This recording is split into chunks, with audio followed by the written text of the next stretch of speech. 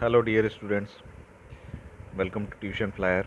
आज हम बात करेंगे पार्टनरशिप के ऊपर, और पार्टनरशिप में एडमिशन ऑफ अ पार्टनर के ऊपर हम लोग बात करेंगे, जिसके ऊपर ये अभी adjustment of capital and treatment of goodwill है। इसको हम लोग ये वाला प्रॉब्लम को थोड़ा सा सॉल्व करना चाहेंगे। ये एक स्टैंडर्ड सम है जो आईएससी के अंडर आप लोग को मिलेगा क्लास 12 के लिए। आईएससी बोर्ड या सीबीएसई बोर्ड या इवन डब्ल्यूई बोर्ड के लिए। आप एक बार हम लोग सम पढ़ते हैं। सम पढ़ करके एक बार देखते हैं कि क्या लिखा हुआ है। तो adjustment of the capital and goodwill है। यहाँ पे स्टार्टिंग हो रहा है, A B C are partner, equal partner in a firm. Their balance sheet on 1705, माने 1 जुलाई 2005 का बैलेंस शीट है, जो एसेट और लाइबिलिटी आपको दिया गया है साइड बाय साइड। यहाँ पे स्टार्ट हो रहा है क्रेडिटर से, जो 27,000 है। पीएफ जो प्रोविडेंट फंड होते हैं 6,000 है। बैलेंस ऑफ पेमेंट, या सॉरी इसको बिल्स ऑफ एक्सचेंज या बिल्स पेबल बोलेंगे, 45,000। जनरल रिजर्व 15,000 और कैपिटल अकाउंट रेस्पेक्टिवली दिया गया है, जो कि ए का है 217,000, 1 बी का 166,000 और सी का 90,000। इसी के साथ ये एसेट का कॉलम दिया है। एसेट में देखिए यहाँ पे गुडविल दिया है, एक बिल्डिंग दिया है, machine, furniture, stock, debtor and cash दिया है। सारा चीज़ ठीक है, बट मेरे को जो थोड़ा डाउट लग रहा है वो ये गुडविल को लेकर के है।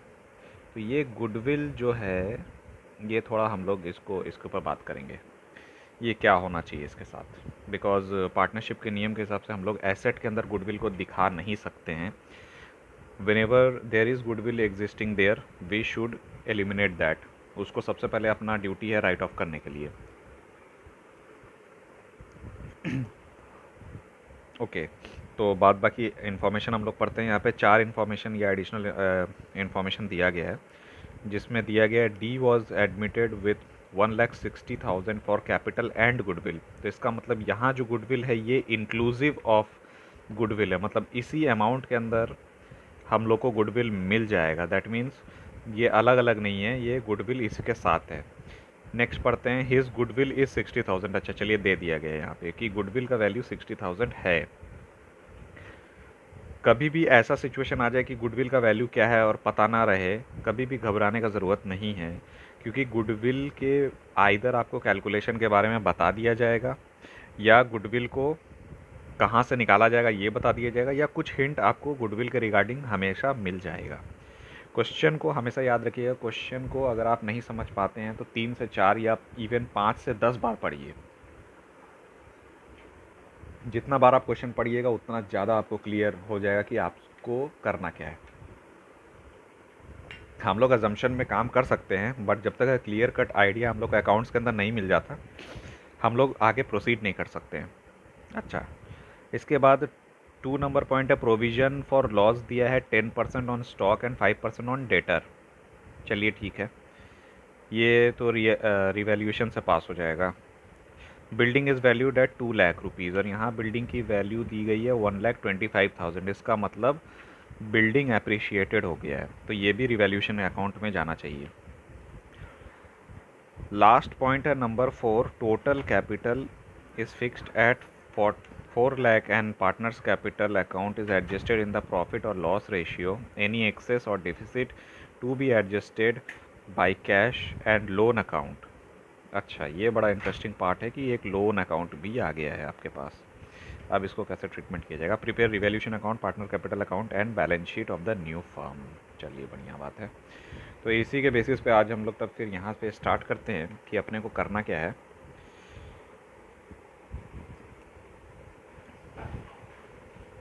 तो हम लोग को अभी सबसे पहला जो काम है वो हम लोग को रिवैल्यूएशन अकाउंट बना लेना होगा। तो सबसे पहले हम लोग रिवैल्यूएशन अकाउंट बना लेते हैं। रिवैल्यूएशन अकाउंट, ऊपर यहाँ पे हम लोग बुक्स ऑफ द फर्म लिख सकते हैं।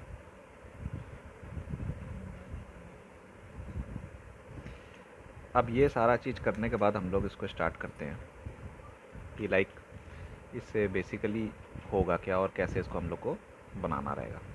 तो हमेशा याद रखिए डेबिट क्रेडिट जो बनेगा वो स्केल पेंसिल से आप बना सकते हैं। तो यहाँ पे हम हमेशा बताएंगे, आप लोग आईएससी में अगर फॉलो कर रहे हैं तो ज़रूर इसके बेसिस पे आप ये ज़रूर कीजिएगा, स्केल और पेंसिल यूज़ कीजिएगा। ऐसे फ़िलहाल आप पेन भी यूज़ कर सकते हैं अगर सीबीएसई में है और अगर आपके पास टाइम की कमी है तो यहाँ हम टी सेट नॉर्मल करके बना लेते हैं। यहाँ पे पर्टिकुलर्स, यहाँ पे पर्टिकुलर्स और रुपीज़।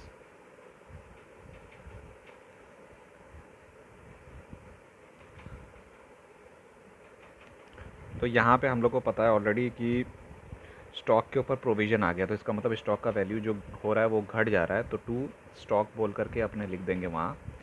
तो स्टॉक का वैल्यू आपका 10% से रिड्यूस कर रहा है, तो स्टॉक का वैल्यू 1,14,000 है। तो यहाँ हम लोग 11,400 डाल देंगे क्योंकि वो आपका 10% से डिप्रिशिएट कर रहा है। बाद बाकी यहाँ पे to provision PBDD, provision for bad and doubtful debt, ये डेटर के ऊपर 5% है। डेटर है 102,000, इसका आप 5% कर लीजिए तो आपको पता चल जाएगा।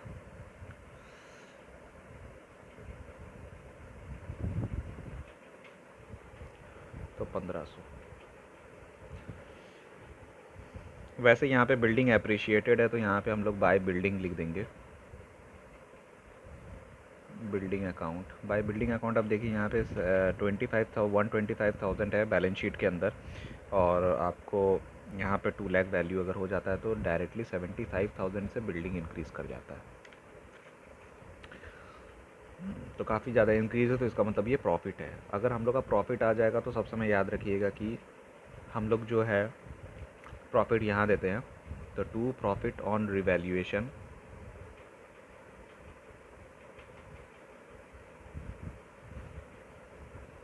ABC, डी हालांकि एडमिट तो हो रहा है बट हम लोग ABC ही को लेकर के चलेंगे क्योंकि ये लोग ओल्ड पार्टनर हैं। और हमेशा याद रखिएगा जो भी चीज़ का प्रॉफिट अगर डी के प्रायर होता है वो सब में ABC मीन्स ओल्ड पार्टनर के ही अधिकार हैं, और किसी को कुछ नहीं मिलेगा क्योंकि ये अब 1:1:1 में आएगा। तो आप यहाँ 75,000 लिख सकते हैं और यहाँ भी आप 75,000 लिख दीजिए। हेलो, हाँ जी, तो माफ़ कीजिएगा ये वैल्यू थोड़ा वो आगे पीछे हो गया, बट ये 5100 होगा, 1500 नहीं होगा, 5100 होगा। तो बाद बाकी हमने यहाँ पे ये निकाल लिया। अब इसको हम लोग 1:1:1 रेशियो में निकाल देंगे। तो वापस से अपने को क्या करना है, लेजर के फॉर्मेट के हिसाब से ये 75,000 आपके टोटल है।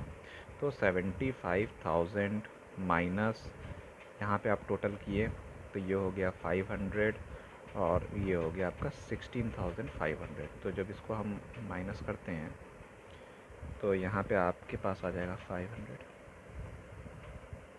58,500 टोटल आपका जो आएगा वो प्रॉफिट होगा। और ये 58,500 को हम डिवाइड बाय 3 करेंगे। 3 इसलिए करेंगे क्योंकि ये 1:1:1 के ऊपर जो प्रॉफिट शेयरिंग ABC की है वो 1:1:1 के ऊपर है। तो इसको अगर हम डिवाइड बाय 3 करेंगे तो ही हमको आंसर मिलेगा।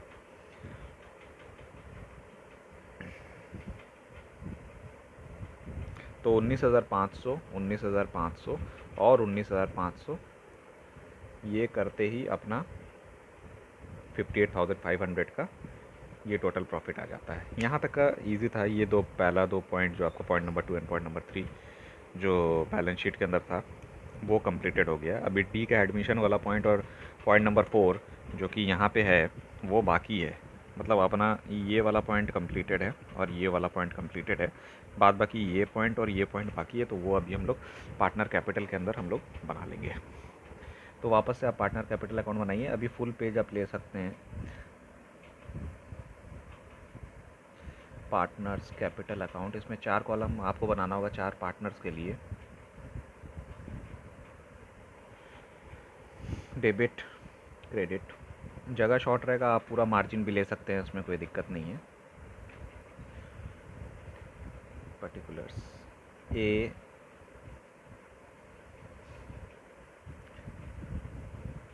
B सी डी, वापस से यहाँ पे particulars A B C and D, थोड़ा थोड़ा एडजस्टमेंट करके आप कीजिएगा तो समझ में आ जाएगा आपको। तो यहाँ पे हम लोग स्टार्टिंग करेंगे बाय बैलेंस बीडी के साथ, जो ऑलरेडी बैलेंस शीट में हम लोग को दिया गया है, जो ऑलरेडी हम लोग को बैलेंस शीट में दिया हुआ है 2,17,000, 1,66,000 एंड 90,000 सी के अंदर। डी में भी कुछ नहीं आएगा, यहाँ डैश आ जाएगा। बाद बाकी आपको करना क्या है, यहाँ पे बाय जनरल रिज़र्व, ये हमेशा याद रखिएगा, ये रूल है, कोई भी रिज़र्व या कोई भी फंड आपके पास अगर हो बैलेंस शीट के अंदर, वो नया एडमिशन हो या रिटायरमेंट हो, सब समय उसको डिस्ट्रीब्यूट कर दीजिएगा, क्योंकि वो लायबिलिटी है तो इस साइड ही में ही डिस्ट्रीब्यूटेड होगा। यहाँ पे जनरल रिज़र्व है 15,000, तो और सब इक्वली पार्टनर हैं, तो सबके हिस्से में 5,000 ईच जाएगा, एक्सक्लूडिंग डी, तो यहाँ पे डी के पास डैश हो जाएगा।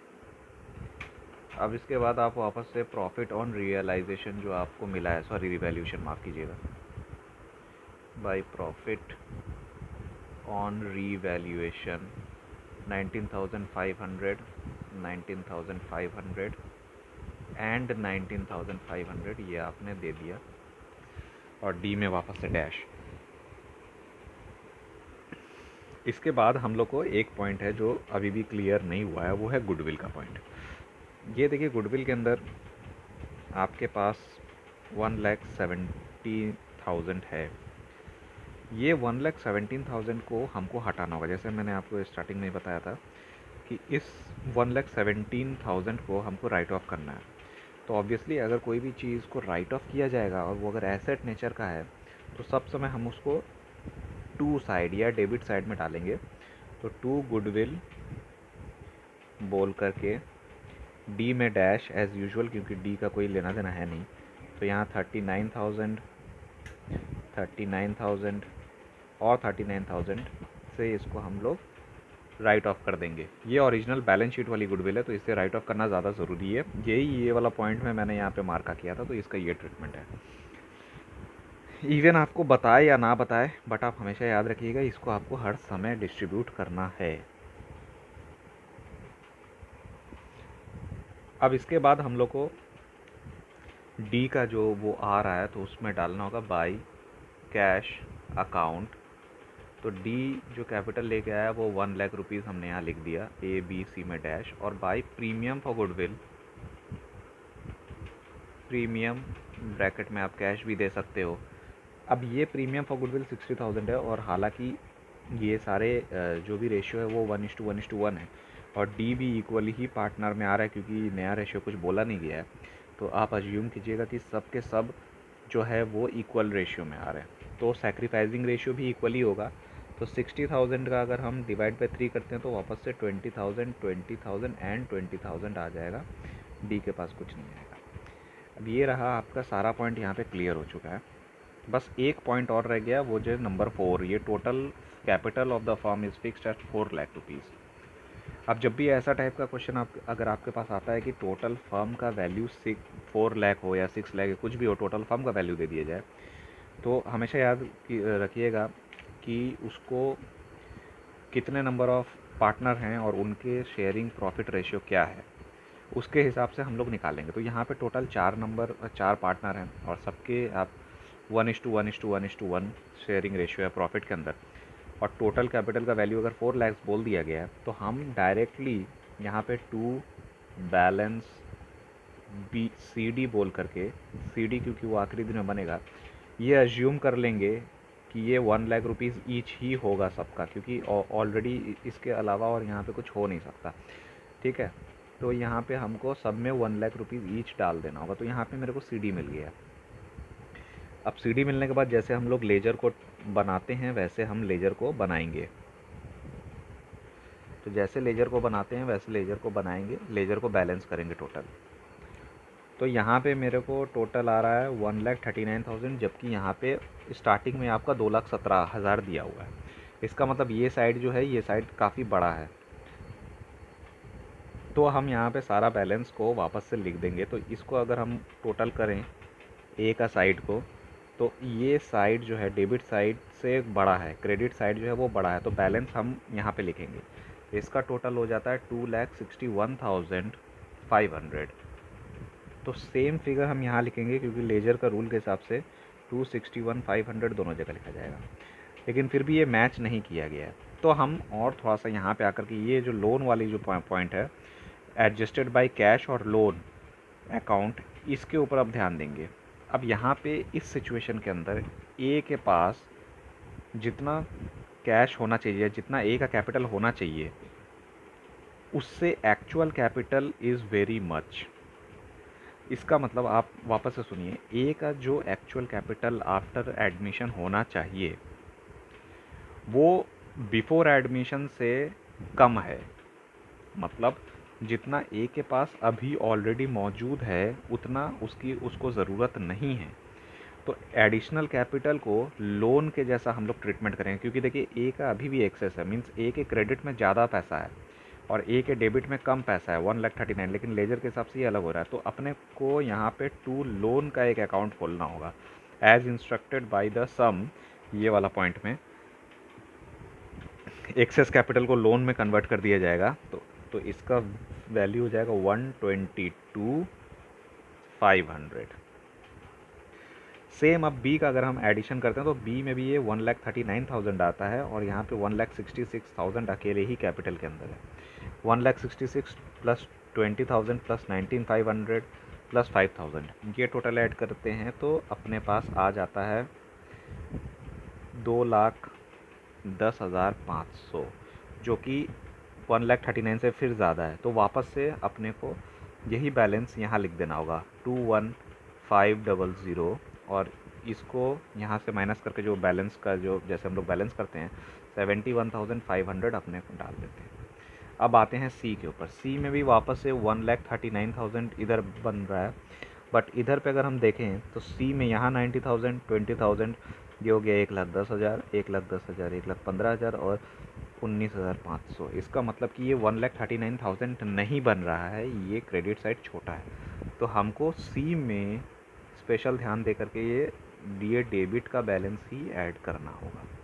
तो जब सी में हम डेबिट का बैलेंस ऐड कर देते हैं तो इसका मतलब ये होता है कि सी जो है उसका कैपिटल बैलेंस कम है, तो उस बंदे को बाई कैश एडिशनल कैपिटल लाना होगा, जो कि होगा एडिशनल कैपिटल